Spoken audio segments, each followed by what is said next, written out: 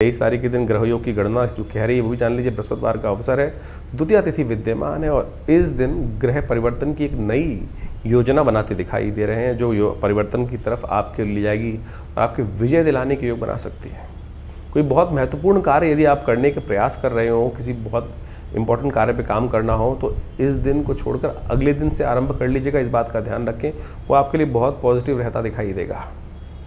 इस दिन तो आशीर्वाद प्राप्त करने का प्रयास करना चाहिए। यम द्वितीया जो है ना वो प्यार बढ़ाने का दिन है और अपने कष्टों को दूर करने का दिन है।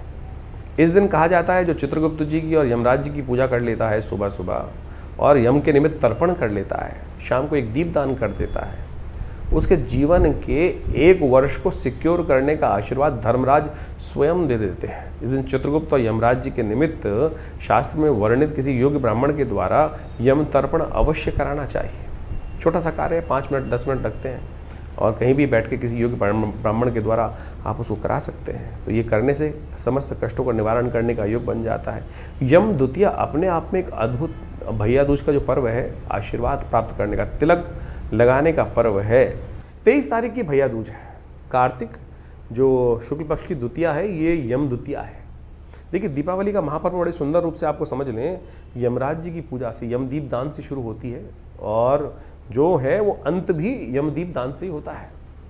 ये कार्तिक के महीने में दीप दान का ही महत्व है।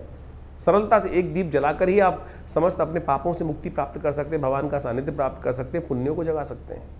ये यमदीप दान जो यम द्वितीया है, जिसको भाई दूज बोला जाता है, इसके पीछे भी अद्भुत कथा है।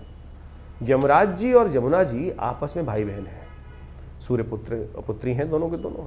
और कहा जाता है कि यमुना जी हमेशा यमराज जी से कहती थी कि हमारे यहाँ कभी भोजन करें आके।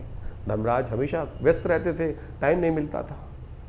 तो यम द्वितीया के दिन यमराज जी जाकर बहन यमुना के यहाँ भोजन करते हैं और कहा जाता है कि इस दिन समस्त भाइयों को अपनी बहन के घर जाकर ही भोजन करना चाहिए, अपने घर भोजन नहीं करना चाहिए। इस बात का ध्यान रखना चाहिए। शास्त्र में तो यहाँ तक प्रमाणित है कि अपने घर में चूल्हा ही ना जलाएं, उस दिन जाके बहन के घर ही भोजन करना चाहिए। तिलक किया जाता है। क्या होता है इससे बहन के कष्ट दूर हो जाते हैं और भाई की आयु बढ़ जाती है। यह सुंदर शास्त्र में सिद्धांत है, कोई और टोटके की जरूरत ही नहीं भाई।